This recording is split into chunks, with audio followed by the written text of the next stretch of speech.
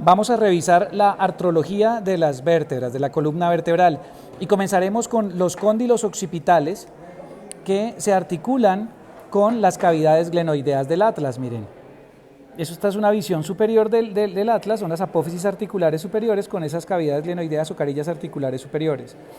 Entonces tienen forma de suela de zapato, mientras que las inferiores son redondas. Entonces tenemos la primera articulación, la articulación atlanto-occipital o también llamada occipito-atloidea, que nos permite obviamente movimiento de flexión, extensión de la cabeza sobre el cuello. Y esta articulación pues es sinovial, o sea, diartrosis de amplio movimiento del género de las condilias, superficies elípticas. Luego vamos a encontrar la articulación atlanto-odontoidea entre el atlas y el diente del axis o apófisis odontoides. Por detrás hay un ligamento transverso que también tiene cartílago hialino, así que estaría rodeado de líquido sinovial. Esta articulación es sinovial o diartrosis del género de las trocoides o cilíndricas para movimientos de rotación de la cabeza. Muy bien. Ahora vamos a encontrar otra articulación, es la primera, es considerada la primera sigapofisaria entre la apófisis articular inferior del atlas y la apófisis articular superior del axis. Esta articulación sigapofisaria también se llama atlanto-axoidea, ¿sí? Y es sinovial plana, como todas las sigapofisarias de las vértebras cervicales. Si miramos la articulación entre C2 y C3, pues aquí ya comienzan articulaciones entre los cuerpos vertebrales. Las articulaciones entre los cuerpos vertebrales son consideradas de la clase de las anfiartrosis, del género de las sínfisis, pero en las vértebras cervicales particularmente, que tienen apófisis semilunares o unciformes, estas vértebras cervicales se comienzan a articular, aquí miren, con el cuerpo del axis en la parte inferior o entre ellas también, y esta articulación que está aquí a los lados se llama uncovertebral.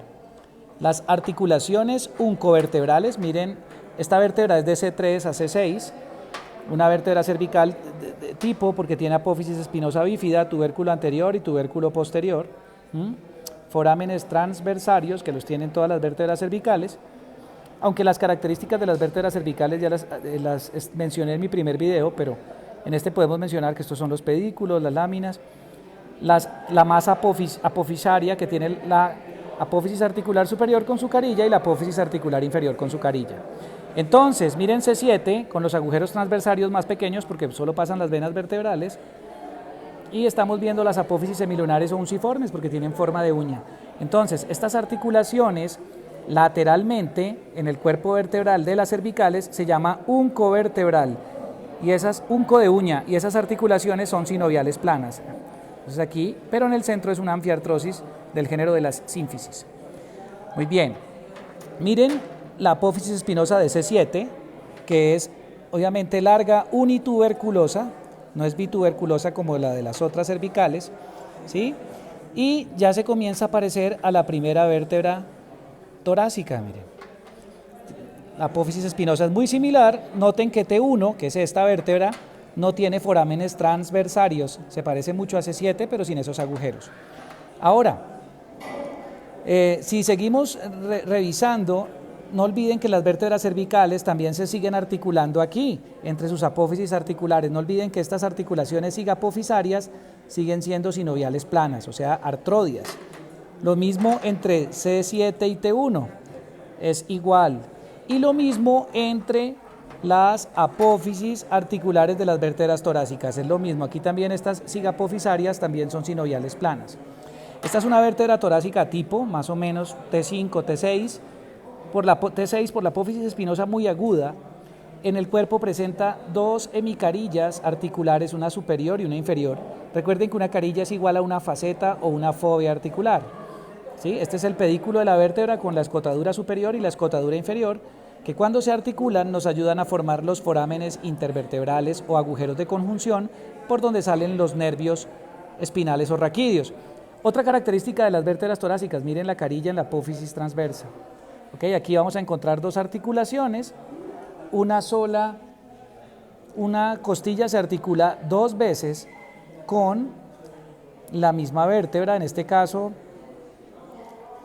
en este caso se estaría articulando la cabeza de la costilla con la apófisis transversa, perdón, la cabeza de la costilla con el cuerpo vertebral y el tubérculo de la costilla con la apófisis transversa. Entonces aquí encontraría dos articulaciones, una costovertebral, cabeza de la costilla con el cuerpo, y una costotransversaria entre el tubérculo costal. Si mi dedo está representando la costilla tiene un tubérculo que se articula con la apófisis transversa y se llamaría costotransversaria. Las dos son sinoviales planas. Muy bien. Si seguimos observando, estas serían, por ejemplo, unas vértebras, están anquilosadas, miren, están fusionadas. Se osificó el ligamento longitudinal común anterior vertebral y podemos ver entonces el espacio para los discos intervertebrales. Sé que esta es T12, una carilla en el pedículo solamente, ya no hay 12 hemicarillas, y miren la apófisis espinosa cuadrilátera. Miren los forámenes intervertebrales entre los pedículos, y también podemos observar las articulaciones zigapofisarias, que en estas vértebras lumbares ya no son planas, son cilíndricas, o sea, trocoides, para poder rotar el tronco. Entonces, noten T11, como también tiene la carilla igual que T12 en el pedículo, pero la apófisis espinosa es más triangular, miren, cambia un poco. La de T12 es igual a la de una vértebra lumbar, cuadrilátera, pero T11 es más triangular. Y T10 es triangular, pero más aguda. Miren, también tiene una carilla entre el cuerpo y el pedículo, T10, T11 y T12. ¿Okay? Ya una vértebra lumbar, pues sola, podemos observar en ella, ¿sí? Cuerpo voluminoso, entre más inferior sea la vértebra, tendrá el cuerpo más voluminoso, ¿sí? Y el foramen vertebral triangular también, la apófisis espinosa cuadrilátera.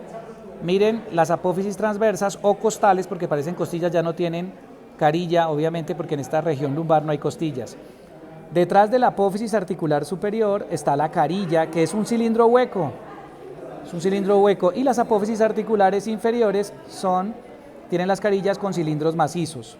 Y podemos observar detrás de la apófisis articular superior la apófisis mamilar, y por detrás de la raíz de la apófisis costal está la apófisis accesoria.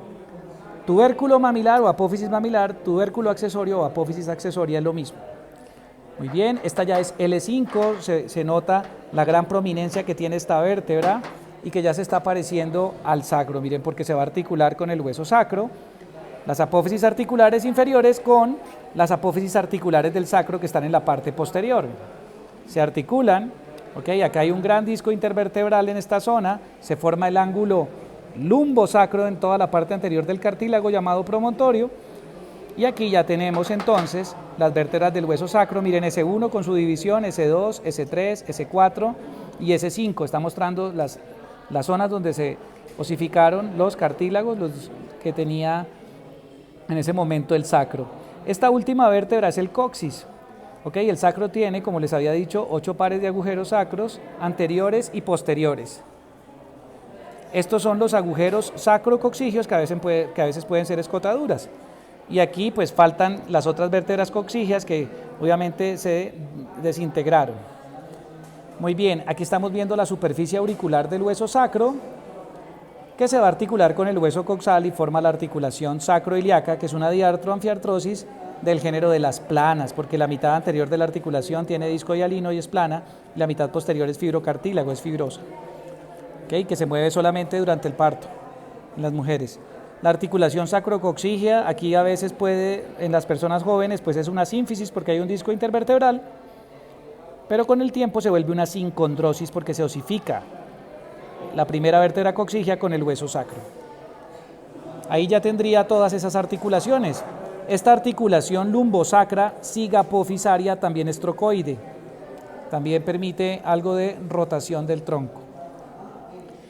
No olviden que los discos intervertebrales, entre todos los cuerpos vertebrales, estas articulaciones intercorpovertebrales, pues son de la clase de las anfiartrosis del género de las sínfisis. Y yo creo que ahí terminaría toda la artrología.